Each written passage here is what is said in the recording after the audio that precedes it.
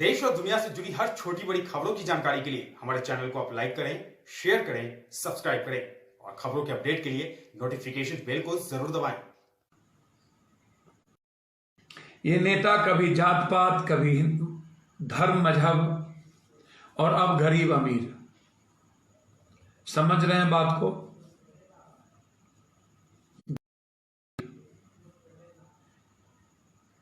किसान, middle class, मजदूर, बेरोजगार यूथ कंप्लीट एक तरफ, पूंजीपति लोग एक तरफ। भारत के बाहर के जो लोग हैं उसको लाने के लिए इन्होंने नाम दिया वंदे भारत मिशन। मजदूर नहीं, भारत के आप लाइए, सबको लाने, सबका अधिकार है। पहले भी आप लाए और देश के हालात को कहां से कहां पहुंचा दिए। ये लॉकडाउन गरीब, मजदूर, किसानों की जिंदगी तबाह करने के लिए थी। ये मुनाफाखोरों के लिए मदद पहुंचाने का लॉकडाउन था, पूंजीपतियों को मुनाफा पहुंचाने का लॉकडाउन था।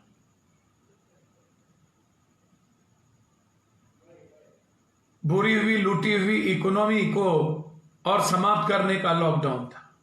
युवाओं को बेरोजगार करने का लॉकडाउन था। भूख से तबाह करने का लॉकडाउन था। मुझे समझ में नहीं आता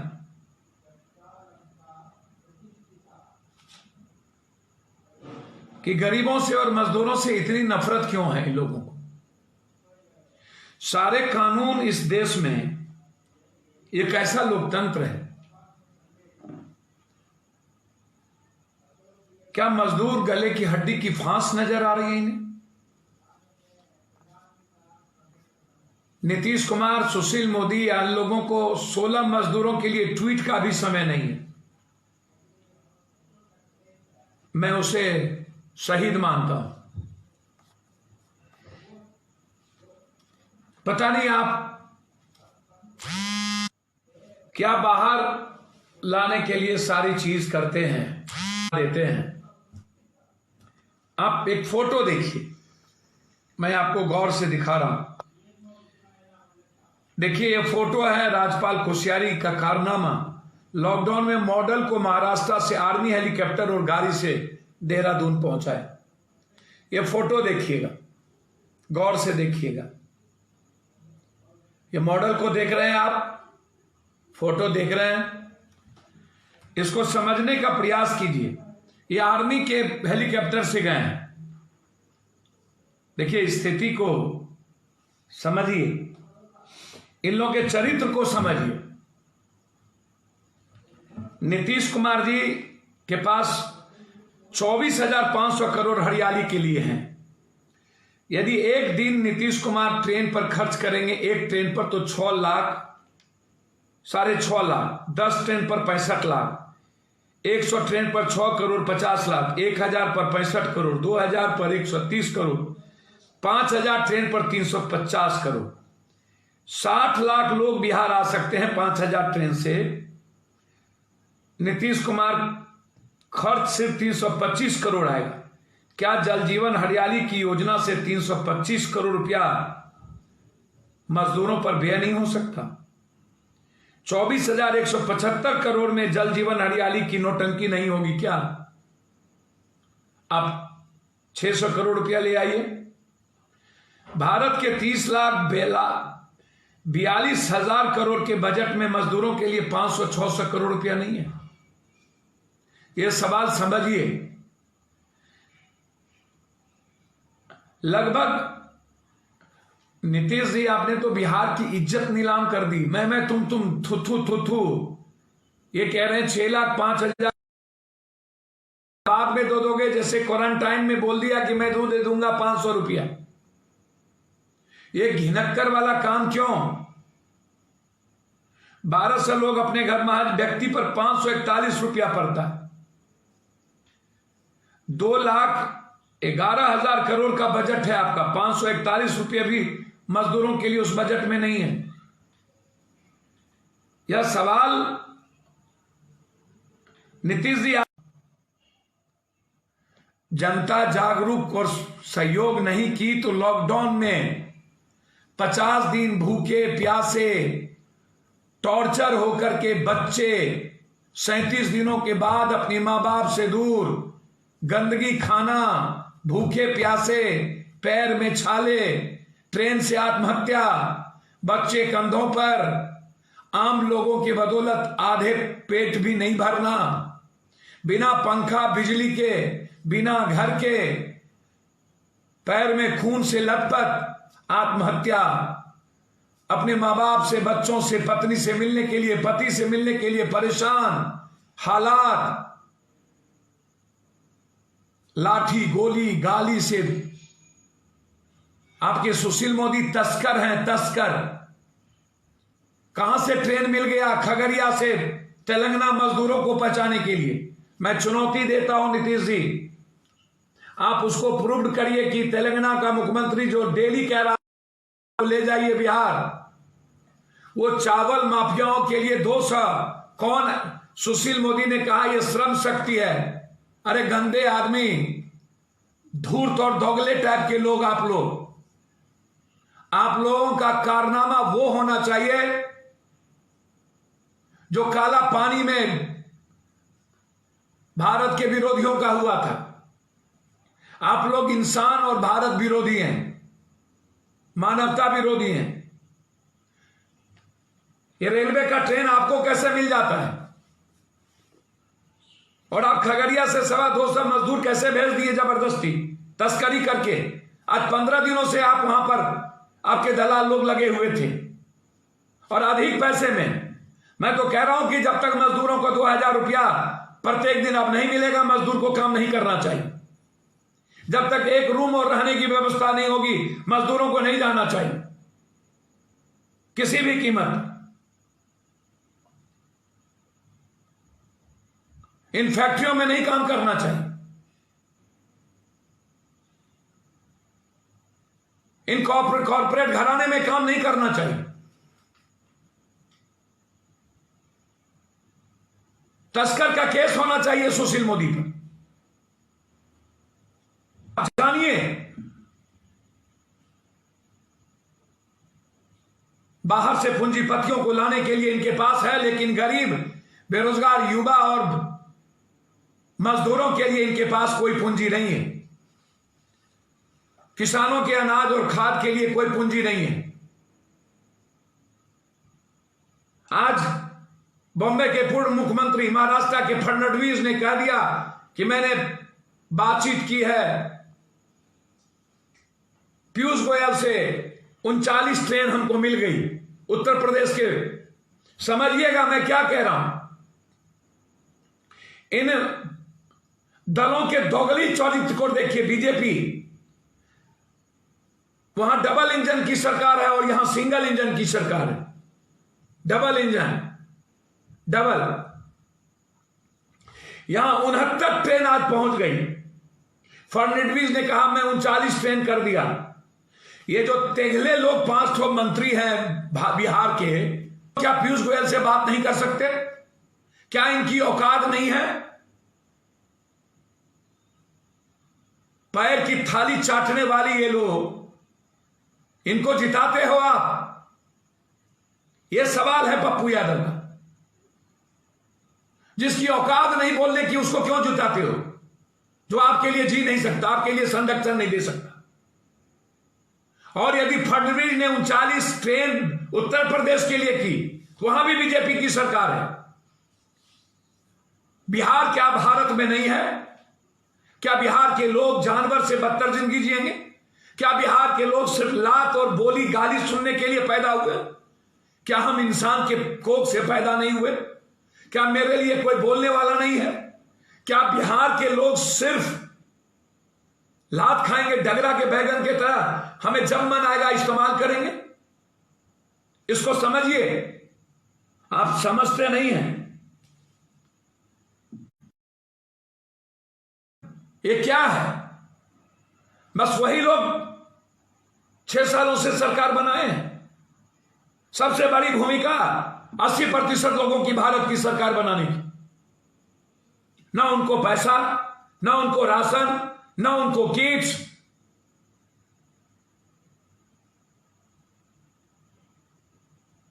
जहां कांग्रेसों की, जहां केरल में अलग सरकार है, वहां किट से लेके सब कुछ दिया गया। वहां के मुख्यमंत्री पैसा भर रहे हैं। आज संजय सिंह सांसद ने ट्वीट करके पैसा जो जमा किया वो भी दिखाया।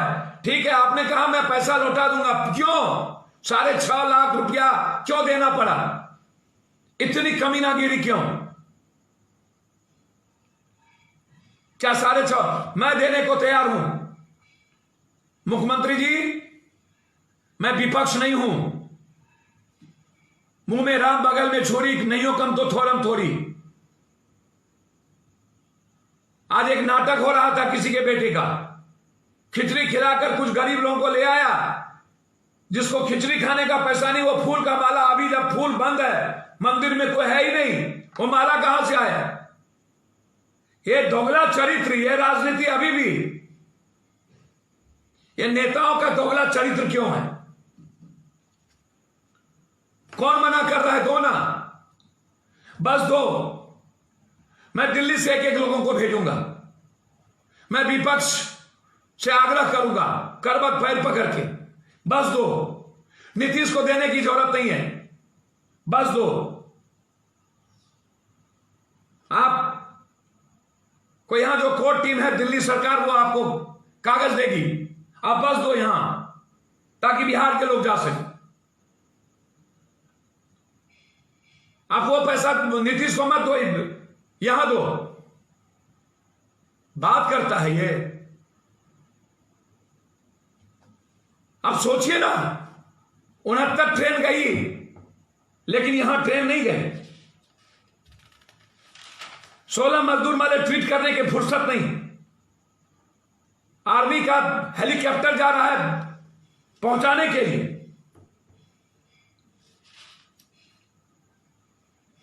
और हमारे मंत्री मौक की तरह चुपचाप बैठे।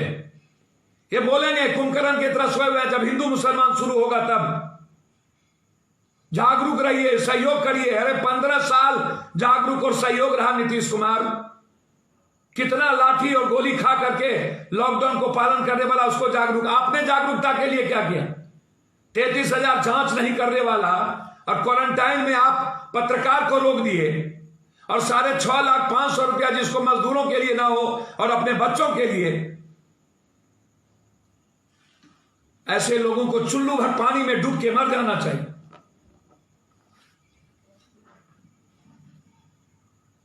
लगेगा कोई नहीं बचा पाएगा इस मजदूर और बच्चों के आंसू। कभी आपने संवाद किया इस 46 दिनों में मजदूर गरीबों से? आपने पूछा उसकी उम्मीद पर आपसे, क्या जनता भूखे प्यासे हैं, क्या है? 37 दिनों तक आपको क्या नजर आई? 1.5 महीने तक मजदूर फंसे हैं, मार खा रहे हैं। इस हिंदुस्तान में किसी की चिंता नहीं। यह सवाल है। बिना जनता के सहयोग से लॉकडाउन नहीं हुआ। मुझे तो कभी लोग गांजा भांग दारू पी के सोए हुए हैं क्या? विपक्ष कहीं दारू पी के सोया हुआ हो, सत्ता पक्ष गांजा और भांग पी के सो गया, मुझे तो समझ में नहीं आता।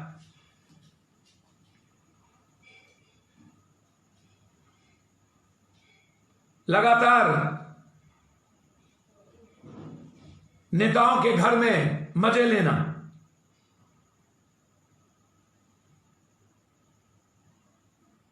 इन संवेदनहीन सरकारों को कोई चिंता नहीं।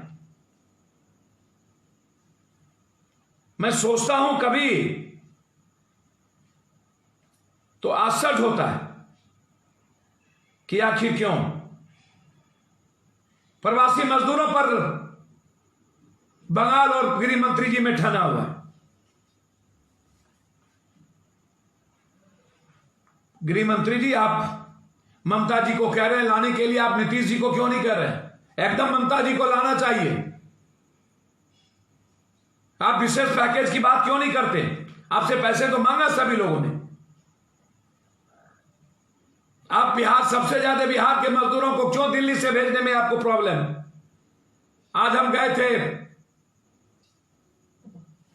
हजारों मजदूरों के बीच, कल आपको फोटो देखिएगा, क्या क्या रो रहे हैं लोग, आपको आश्चर्य होगा। मुझे समझ में नहीं आई। आज पूरा देश का बहुत दिनों के बाद कुंभकर्ण की तरफ वामपंथी पार्टी भी जगा। क्यों जगा? लगभग बीजेपी की जो जितने सरकार है, श्रम कानून के कई प्रावधानों को 3 सालों के लिए ताक पर रख दिया गया। मजदूरों के कानून को खत्म, उद्योगपति और मालिकों को पूरी तरह छूट दे दी गई कानून में। मजदूरों के लिए बनाए गए कानूनों का पालन करने के लिए अब यह बात नहीं है। उत्तर प्रदेश की सरकार बुधवार को मंत्रिमंडल में बैठक लिया और उन्होंने कहा कि श्रमिकों से जुड़े सिर्फ 3 कानून लागू होंगे, बाकी सारे कानून 3 साल के लिए प्रभावी नहीं होंगे। भवन और निर्माण श्रमिक कानून, बंधुआ मजदूर विरोधी कानून और श्रमिक भुगतान कानून, ये 5वीं अनुसूची। 12 घंटों की पाली, 8 घंटे मजदूर काम करते था, 12 घंटे की जबरदस्ती। जब मन आएगा कॉर्पोरेट और उसको निकाल देंगे, उसको नहीं रखेंगे, उनके लिए अब घर और सुविधा नहीं देंगे। मुख्य सचिव आर के तिवारी मंत्रिमंडल के फैसलों के बारे में सीधा बताया। मध्य प्रदेश सरकार ने तो श्रमिक अनुबंधन कानून को 1000 दिनों के लिए निरस्त का फैसला लिया, कंप्लीट रूप से फैसला ही ले लिया। इसके अलावा औद्योगिक विवाद कानून और इंडस्ट्रियल रिलायंस एक्ट को भी निरस्त कर दिया। मतलब अब कुछ नहीं, सिर्फ पूंजीपति इकाइयां अपनी सुविधा के हिसाब से मजदूरों को रख सकती, निकाल सकती, हुए भी अपनी ही शर्तों पर। बदहाली में काम करने का न तो श्रमिक अदालत संज्ञान लेगी और न ही दूसरी अदालतों में इसको चुनौती दी जा सकती। यह भी कानून बन गया। इसके अलावा श्रमिकों के लिए रहने और आराम करने की व्यवस्था या महिला श्रमिकों के लिए बच्चों की देखभाल के लिए क्रेच भी बनना नई कंपनियों के लिए अनिवार्य नहीं होगा, जो कानून था, और ना ही इन इकाइयों की कोई सरकारी सर्वेक्षण किया जाएगा। बंधुआ मजदूर जैसा बर्ताव अब शुरू होगा। भारतीय राष्ट्रीय ट्रेड यूनियन कांग्रेस के सचिव राजीव अरोड़ा ने जल्द ही ट्रेड यूनियन के फैसलों को अदालत में चुनौती देगी। अरोड़ा कहते हैं, लंबे संघर्ष के मजदूर अपनी स्थिति को बेहतर करने की कोशिश में लगे थे, लेकिन सरकारों ने महामारी का सहारा लेते हुए श्रम कानूनों के मालिक के पास गिरवी रख दिया। मतलब इस महामारी और लॉकडाउन में भूख से तो मरे, लाठी गोली खाए, बेरोजगार भी हुए, और सारी मुनाफा भारतीय कम्युनिस्ट पार्टी बहुत दिनों के बाद जगी नहीं, 46 दिनों के बाद ट्वीट भी किए, बंधुआ मजदूर जैसा बर्ताव करने से खराब है। भारत का संविधान अस्तित्व में है या नहीं? क्या देश में कोई कानून मौजूद है? भारतीय जनता पार्टी की सरकार हमें आदिम काल में धकेल रही है। जमकर विरोध होगा। किसने मना किया? 46 दिन जब लाठी चल रही थी। बंगाल के मजदूर और जगहों के बारे में बोल लेते। करोड़ों मजदूरों की जिंदगियों को जोखिम में डालकर मुनाफाखोरी को बढ़ावा देने का प्रयास। अखिलेश यादव ने कहा, कोरोना संकट के इस्तेमाल में आरएसएस के पूंजी घरानों को संरक्षण देने के और गरीब दलित पिछड़ों की जिंदगी में और ज्यादा परेशानियों पैदा करने पर उतारू हो गई। भाजपा ने महंगाई बढ़ाने को कुचक रच रही। मजदूरों के शोषण के लिए भी रास्ते खोल दिए। श्रमिकों को संरक्षण न देने वाली सरकार। नौकरियों का क्या होगा? लगभग अध्यादेश द्वारा मजदूरों को शोषण को बचाने वाले श्रम कानून अधिकांश प्रावधानों को 3 साल के लिए स्थगित कर दिया। यह बेहद आपत्तिजनक और अमानवीय है। विस्थापन और बेरोजगारी के शिकार श्रमिक अब पूरी तरह अपने मालिकों के शर्त पर ही जी सकते हैं। कोरोना की मार से अर्थव्यवस्था के साथ आम लोगों की मुश्किल बढ़ी। 13.6 करोड़ लोग बेरोजगार होने का खतरा पैदा हुआ। इसकी सबसे अधिक मार पर्यटन, होटल और मैन्युफैक्चरिंग क्षेत्र में पड़ गया।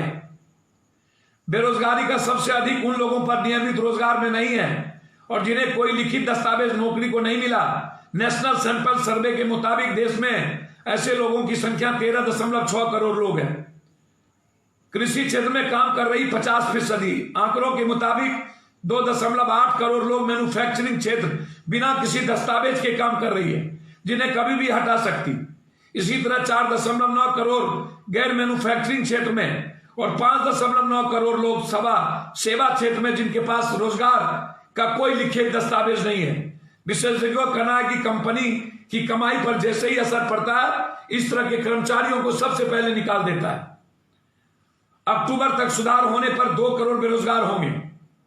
CII ने भी एक रिपोर्ट में कहा अगर अक्टूबर तक स्थिति सुधार भी हो जाए तो कम से कम करोड़ों बेरोजगार हो जाएंगे। विशेषज्ञों का कहना है बेरोजगारी की सबसे अधिक मार पर्यटन होटल क्षेत्र पर पड़ेगी। इस क्षेत्र में करीब 5 करोड़ लोग काम कर रहे हैं। टूर ऑपरेटर, उसमें जुड़े कर्मचारी, होटल में दूध, सब्जी, अन्य तरह के सामान आपूर्ति करने वाले रोज भी बेरोजगार हुए हैं। कोरोना की वजह से ज्यादातर होटल बंद है। विशेषज्ञों का कहना कंपनियां कुछ समय तक नुकसान उठाकर भी कर्मचारियों के साथ रहने में सक्षम हो सकते हैं। समझ में नहीं आता। माइग्रेट की बेचैनी के बीच मुख्यमंत्री नीतीश कुमार इतने लंबे समय इनकी दुर्दशा, चाणक्य हैं हम। कौन है चंद्रगुप्त? बाहर चाणक्य, पानी में भी दिखा, 15 साल भी दिखे और आज ये कह रहे जागरूक रहिए, सहयोग करिए। बिना सहयोग के, बिना भूख प्यास लात मार खाए आत्महत्या 80% हिंदुस्तान के वो लोग जिनके पास 200, 400, 600 रुपया नहीं। मालवीय नगर हम गए थे, हर लोग जाने के लिए परेशान और आपका उप मुख्यमंत्री तस्करी कर रहा है। और ट्रेन कहां से आई जब हमको ट्रेन नहीं मिल रही है जाने को? यह सवाल पप्पू यादव आपसे कर रहा है। आप दिल्ली सरकार से मत लो पैसा, मैं चेक देने को तैयार हूं, आप हमको बाद में लौटा देना।